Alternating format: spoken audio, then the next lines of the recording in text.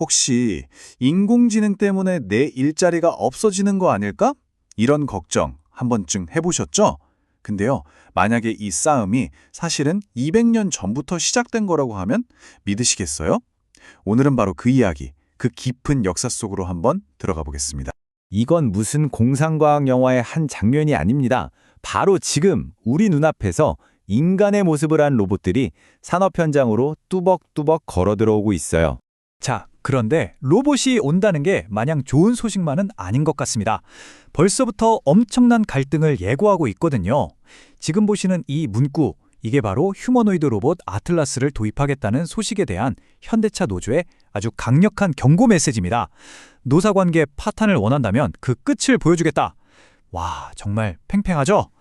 기계와 인간의 일자리를 둘러싼 싸움, 이건 정말 이미 시작된 겁니다. 그런데 말이죠. 인간하고 기계가 이렇게 맞서는 게 과연 이번이 처음일까요? 아니면 역사는 그냥 또 되풀이되는 걸까요? 여기에 지금 보시는 것처럼 이건 현대차만의 고민이 절대 아닙니다. 테슬라, BMW, 벤츠. 이름만 들어도 아는 세계적인 기업들이 이미 공장에 휴머노이드 로봇을 쫙 깔고 있어요. 왜냐고요? 당연히 생산성을 높이기 위해서죠. 이건 거스를 수 없는 거대한 세계적인 흐름인 겁니다. 그리고 이 흐름 뒤에는 어마어마한 돈이 움직이고 있습니다. 2030년이 되면 휴머노이드 로봇 시장이 우리 돈으로 무려 22조 원이 넘을 거라고 해요. 이제 이건 그냥 신기한 기술, 이런 차원이 아니라 누구도 막을 수 없는 거대한 비즈니스의 파도가 된 거죠. 자, 그럼 여기서 시간을 훌쩍 거슬러 올라가 보죠. 한 200년 전쯤으로요. 그때도 지금처럼 엄청난 기술적 충격이 있었거든요. 과연 우리는 그 과거를 통해서 뭘 배울 수 있을까요? 러다이트라는 말 다들 들어보셨죠? 보통 그냥 기술 변화를 무작정 싫어하는 사람? 이렇게 생각하기 쉬운데 과연 그게 전부일까요? 바로 이 슬라이드가 핵심입니다. 우리가 알던 러다이트는 사실 신화에 가까워요. 그들은 그냥 무식하게 기계를 부순 폭도들이 아니었습니다. 기계 때문에 하루아침에 밥줄이 끊길 위기에 처했던 고도로 숙련된 장인들이었어요. 그러니까 그들의 싸움은 기술에 대한 증오가 아니라 어떻게든 살아남으려는 처절한 몸부림이었던 거죠. 이 타임라인을 한번 보세요. 러다이트 운동은 1811년 영국에서 시작해서 거의 5년 동안이나 계속됐습니다. 하지만 결국 정부가 동원한 막강한 군사력 앞에 무너지고 말았죠. 그런데 여기서 우리가 진짜 던져봐야 할 질문이 있습니다.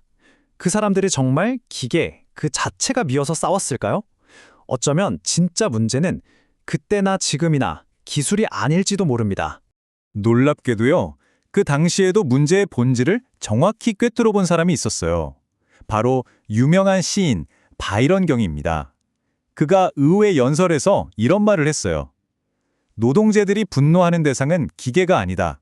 그들을 벼랑 끝으로 내몬 불평등한 경제 정책이다. 라고요. 바이런이 지적했던 그 불평등, 오늘날 경제학에서는 이걸 K자형 경제라고 부릅니다. 알파벳 K 모양을 한번 떠올려 보세요.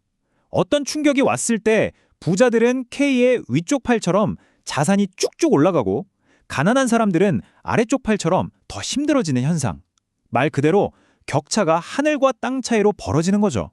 그리고 이 K자형 경제, 이게 그냥 이론이 아니고요. 바로 지금 우리의 현실이라는 걸 이 그래프가 아주 적나라하게 보여주고 있습니다. 보세요. 우리나라 자산 상위 20%가 하위 20%보다 자그마치 45배나 더 많은 자산을 가지고 있대요. 45배요. 이건 기술 발전의 과실을 소수만 독차지하고 있다는 아주 강력한 증거 아닐까요?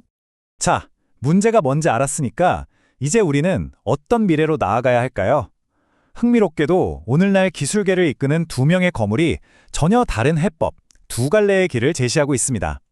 한쪽에는 AI가 우리 모두를 일에서 해방시키고 보편적 고소득 시대를 열 거다라고 말하는 테슬라의 일론 머스크가 있고요.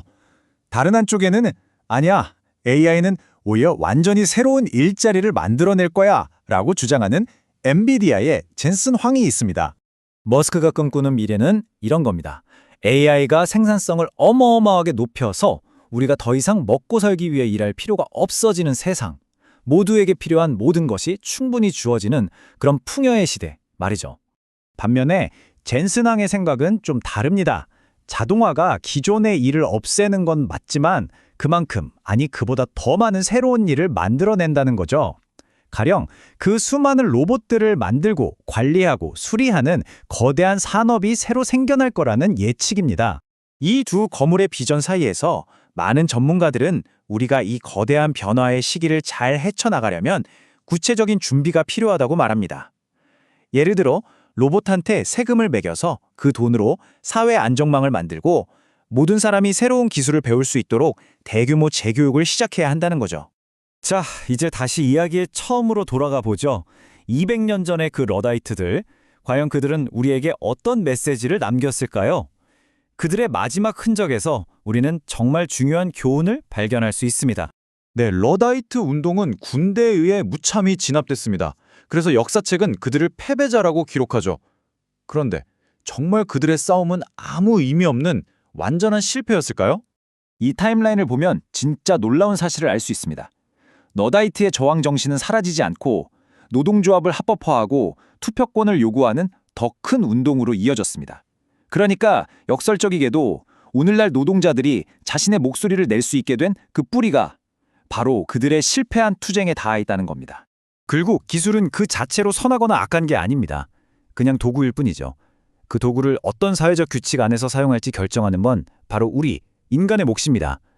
200년 전 러다이트는 그들의 방식으로 저항했고 그 덕분에 우리는 더 나은 규칙을 만들 기회를 얻었습니다. 자, 이제 인공지능이라는 새로운 기계 앞에서 우리는 어떤 규칙을 만들어야 할까요? 그 선택은 바로 우리에게 달려 있습니다.